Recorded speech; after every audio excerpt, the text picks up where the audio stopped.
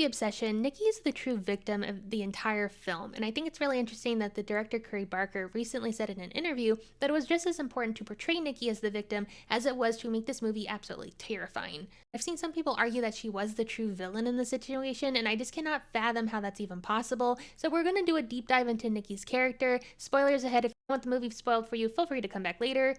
We're first introduced to Nikki. She is like such a cool girl. Like, she's clearly very funny. She's very well liked. Her friend Bear has a huge crush on her. But we can tell like she's going through some stuff. She lets Bear know like she's going to put in her 2 weeks notice. She wants a change. She's a writer. But we can also kind of tell something else is going on, and she hasn't really disclosed what that is to Bear yet. This whole friendship dynamic is so interesting because I feel like this whole group of friends is kind of messy. Everyone seems to have a crush on someone that doesn't necessarily reciprocate those feelings. Like, Sarah likes Bear, Bear likes Nikki, Nikki really likes Ian. Later we find out that they've been hooking up for a couple years and it's been very casual. Nina is convinced that Nikki's been acting very strangely and dating Bear as a way to get back at him.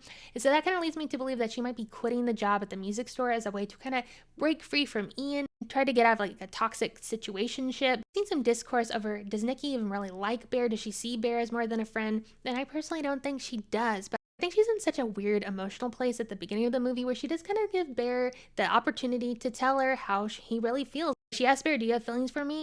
If so, now's the time to tell me. He's too much of a coward to actually disclose those feelings. So we see her go to walk into her house. He reaches for the one wish Willow and he makes the wish that she would love him more than anyone in the world, and immediately things shift. And I think it's very apparent immediately to Bear and to the audience that Nikki has changed, that that's not Nikki anymore. We don't initially know what's going on with Nikki, but we just know that that's not her. Bear's such a frustrating friend because he's like the quintessential like good guy. He thinks he's a good guy. He has a big crush on his friend. We see this resentfulness pop up in him throughout the film. You can tell that he might deep down kind of feel like Nikki owes him her affection. Like, he's a good person. He loved her, or like this version of her that he's kind of cooked up in his mind, like this version that he kind of assumes that she is. That's not real, and he's not owed anything. And it's so frustrating to see at the beginning of the movie when she goes over to his house and they start kissing, and then she snaps out of it for a moment and then immediately gets sucked back into this like cursed trance. Makes the comment like, you made me feel like I was taking advantage of you. And the truth is, he is very much taking advantage of her. Even the entity or whatever's possessing her body is trying to convince him, like, no, you're good. And so they develop this relationship, and he's getting exactly what he wants. He seems happy at first, but again, this is not actually Nikki. She seems to have lost all of her personality, and her sole purpose is to obsess over Bear and try to win his affection too. I kind of feel bad for the entity because all it really wants is Bear's love and affection. And as time goes on, Bear's losing interest in Nikki because, again, he's got exactly what he wants, but it's not in the way he expected. So we continue to see this freaky Nikki persona continue to do more strange things. He calls the One Wish Willow Company and hoping to revise the wish to make it more comfortable for him, but they let him know like, hey, no, that's not how this works. You get one wish. This is how it is. She's trapped this way until he is no longer living.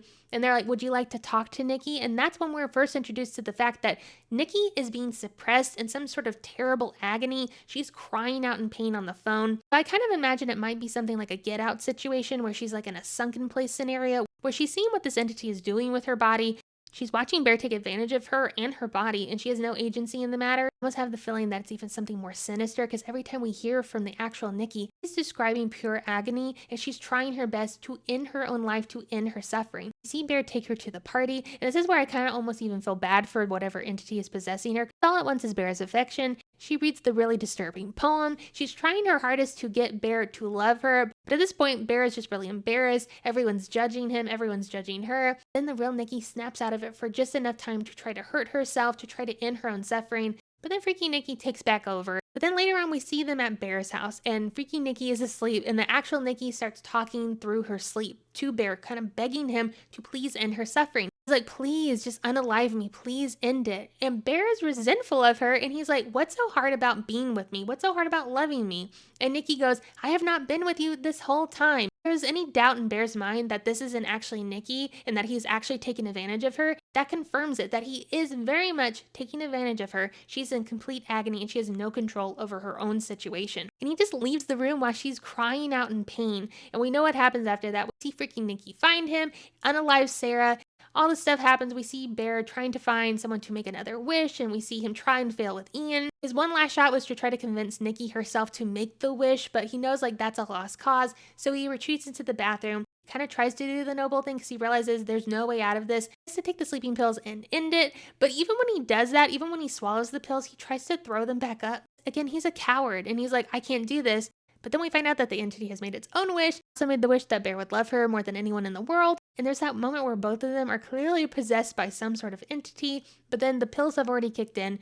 Bear is deceased and the real Nikki is finally free. But it's such a tragic ending because she's literally sitting there. She has been gravely injured by this entity, sitting there surrounded by the bodies of all of her friends. And we know she's going to get blamed for all of this. The movie literally ends and we're hearing Nikki bawling, sobbing about what has just happened. Finally regain control of her own body, but now she's in this awful mess. She's left to pick up the pieces of Bear's mistakes. And that's how the movie ends. And we don't really know what has happened to Nikki, but we can only assume that she's been charged with various murders. This movie does such a good job kind of showcasing the danger of codependency. I mean, poor Nikki, how terrifying of a situation would that be? I feel absolutely terrible for her, but I absolutely love this performance so much. Indy Navarrete did such an amazing job portraying this character. She acted the evolution between real Nikki and freaky Nikki so well. Truly an Oscar-worthy performance. Nikki is such a tragic character because she didn't deserve any of this. She didn't deserve a single thing that happened to her, yet she's the only one left standing at the end of it to pick up the pieces of this entire mess. What did you think about Obsession?